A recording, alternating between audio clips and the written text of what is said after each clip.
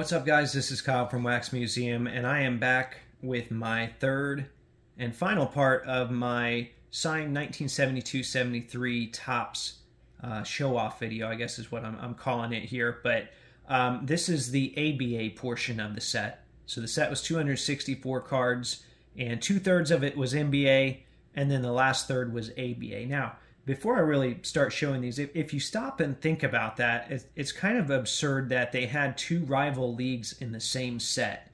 I can't even think of anything, that might rival that today, or that might be a good comparison for that today. Maybe those of you that are around my age, it would be like if the WWF at the time and WCW had a set together when they were in the middle of those Monday Night Wars. It just doesn't make a lot of sense. But, nonetheless, they were in the same set. So we're going to talk about the ABA guys here today, which is something I'm pretty excited about. So we'll start here with, actually, Fatty Taylor was his nickname. So we got Fatty Taylor, Art Becker, Matt Calvin had a short stint where he was answering mail because he was trying to lobby people to help him get to the Hall of Fame, which unfortunately he never did. But Artis Gilmore did. Artis Gilmore is a Hall of Famer. This is his signed rookie. Great looking copy. Now, this is the boldest, greenest signature I've got in my set. But as I've talked about on the other two episodes, if this is the only signed Collis Jones card I can find, then that's the one I'm going to buy. So you can't get super picky when you are collecting a set. I tried to be picky early on, and then I quickly realized, I'm not finding these cards. So you just got to take whatever you can get. Okay, so we got a George McGinnis rookie here, which pretty excited about. Obviously, I'm a big Pacers fan. You guys have watched my stuff. So George McGinnis rookie there. Let's skip down here. We've got Willie Wise, which is slabbed. I've also got Bernie Williams. Not the baseball player, different Bernie Williams, which is slabbed. Let's see here.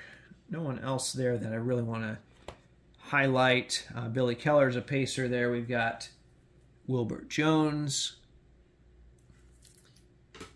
All right, here, this is one I've got to highlight here because this is, once again, this is super roughed up. You'll see this Irving is bent in so many different directions.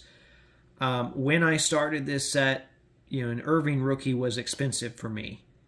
And I since went on and ended up paying a lot more for other cards, but I didn't know how serious I was going to be about this set. So I actually found this card in like a $4 lot on eBay.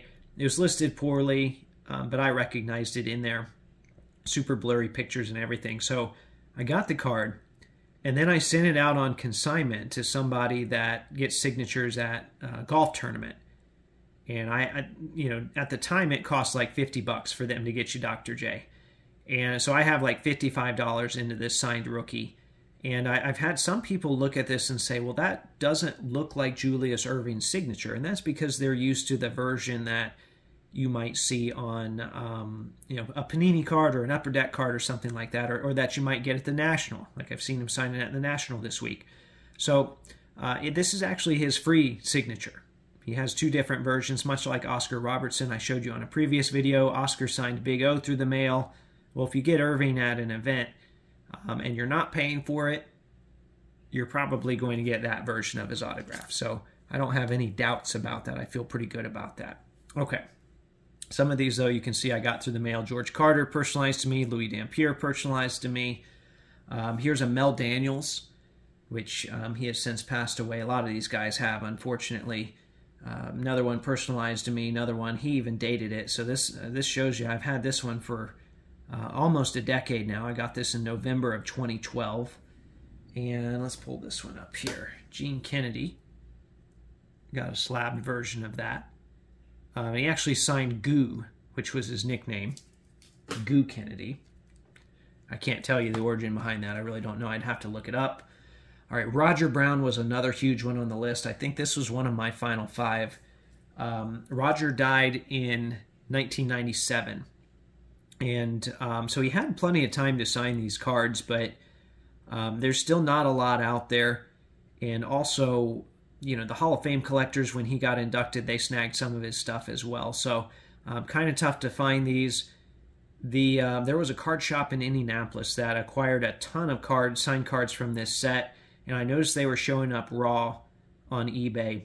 And I bought a couple of the raw ones that I needed, but there still was no Roger Brown. Well, then, lo and behold, a little bit later, this one showed up on their eBay in a PSA slab. So they had sent some of the tougher, some of the more valuable ones to PSA. So, you know, I made an offer, and I was kind of sweating the whole time. I knew I should probably hit the bin, but eventually we came to a deal, and very happy to have that one. Not only is he a Pacers legend and a Hall of Famer, and it's a shame that, you know, he didn't get to start in the NBA. He never spent any time in the NBA. He could have at the end, but he elected not to. It's a shame that he was not allowed in the league, but an ABA legend and now a Hall of Famer nonetheless. Okay, some other guys here. Let's see here. Anyone I want to specifically note. Zelmo eventually made it to the Hall of Fame, and he was charging $6 an autograph at the time, and I reluctantly sent in my 2 cards. I never sent in a 71, which is his rookie, and I should have, but I reluctantly spent my $12 to send in 2 cards, and now I'm glad I did. I wish I had done that a lot more, but you know what? Lesson learned. That's just part of the hobby. Okay, this one here, Wendell Ladner, crazy story. So Wendell Ladner was really an interesting personality in the ABA. In fact, you might have seen, they did a promo shot for the movie Semi-Pro with Will Ferrell, where he's like basically laying on a bench in the locker room, and he's not wearing a shirt. And that was based off of an actual promo that they had with Wendell Ladner. So he was kind of a ladies' man. He was known for diving all over the floor. At the time, you know, in the 70s, the water coolers were glass. At one point, he dove into one of those and I guess, you know, bled everywhere. So just a really great guy that people loved being around, a fun guy that people loved being around. Well, he died in a plane crash in 1975. So he only had like 3 years to sign this card. So and this was already slabbed when I found it, and it was just a purchase I made. But you know, I can't imagine that there are a lot of these out there. So I'm very thankful to have that one.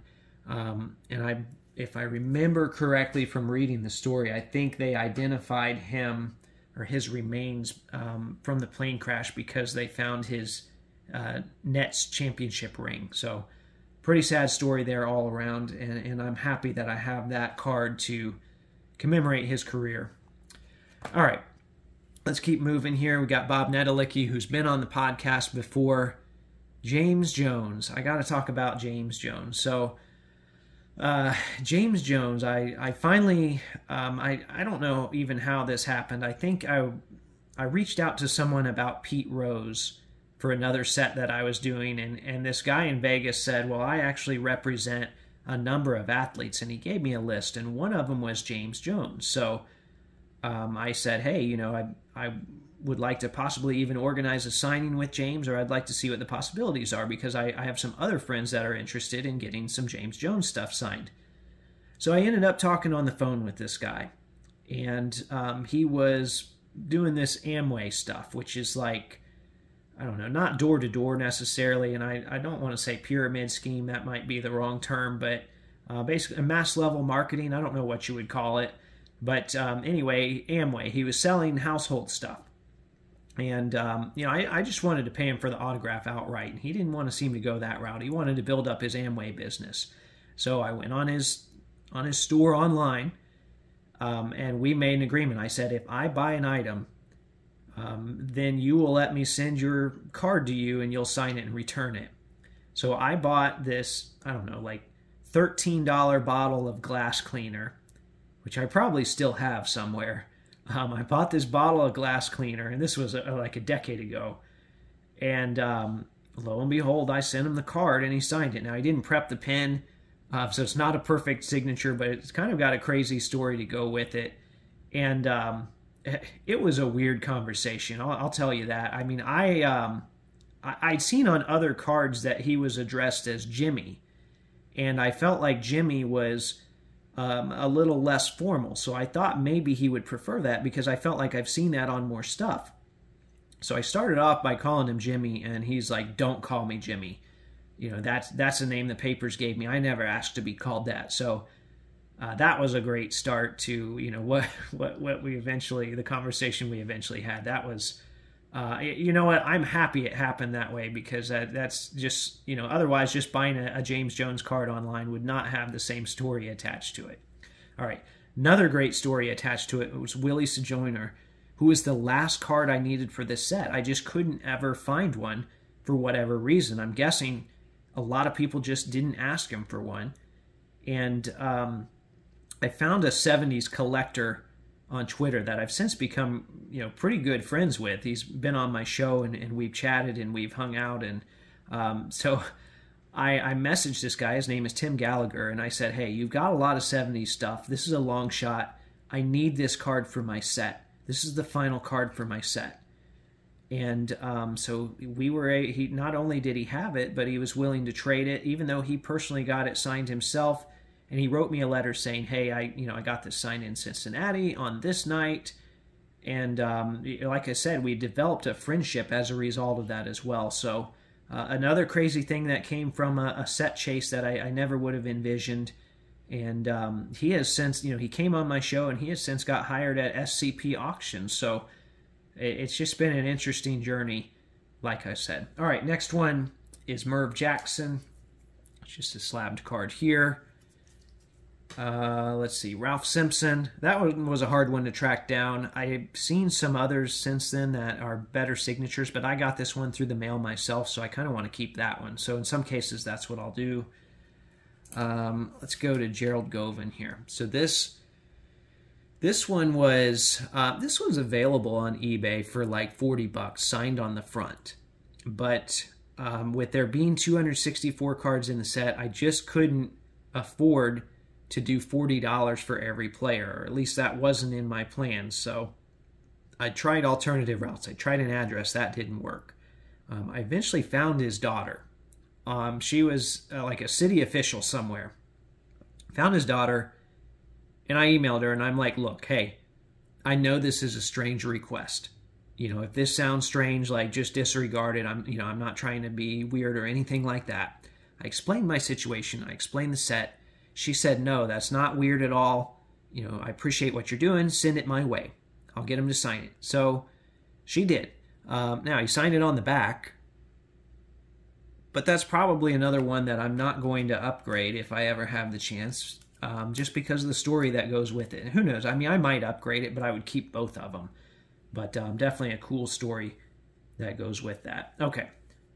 Another cool thing about this set, you guys know I'm a huge Pacers fan. Well, the Pacers won the title in 1972, so they had cards showing that championship in the set. So like this first one here, even though it's Freddie Lewis driving and Roger Brown on there, I had Slick Leonard sign it because he was their coach. I like to try and get some outside people in. Then I had Rick Barry sign this one. George McGinnis signed this one. Rick Barry signed that one. Billy Keller, which, interesting note about that, the Pacers actually double booked their arena. I guess they didn't have, there was like a horse show there. They didn't have confidence that they would make the ABA championship. So that game was played at Assembly Hall, which is where the Indiana Hoosiers played. All right, we got Bob Nedelicki here. Another Roger Brown, which I got this one before the other one. But I had one of these signed by Slick Leonard, but when I had the opportunity to get another Roger Brown, I was not turning, there was no way I was turning that down. This one here is signed by Bob Carlson, who I personally tracked down and mailed to him. He was the commissioner of the ABA that year, which they had several commissioners. He's not one that gets talked about a lot. His tenure was pretty short, but I thought that was pretty cool getting him there. We got some more All-Stars here. We've got another slabbed Willie Wise, as you can see here. An Irving rookie year, once again with that free signature, although this one looks a little neater. I bought this one off of somebody that got it done at a golf tournament in California for $55. So you can't go wrong with that. There's the other Zelmo I talked about Here's a slabbed Charlie Scott, but it's not the Charlie Scott that I'm the most proud of, or most happy about, I should say. That's this one here. When I originally got this done, I don't believe Scott had made the Hall of Fame yet. Or maybe he had just been announced for the Hall of Fame, because either way, like, some Charlie Scott signings popped up out of nowhere. I guess, you know, the Hall of Fame people wanted him to sign, so I was able to finish that card. Dan Issel's been awesome through the mail. Rick Barry's great through the mail if you pay. And then there was Charlie. And as you can see, for the NBA guys, that is the only one where I've got all three of them, I believe. These are going to be tricky here. Tom Washington's passed away. I've seen some signed Washingtons, which I should have grabbed one and then had the other guys do it, because these two guys are good signers.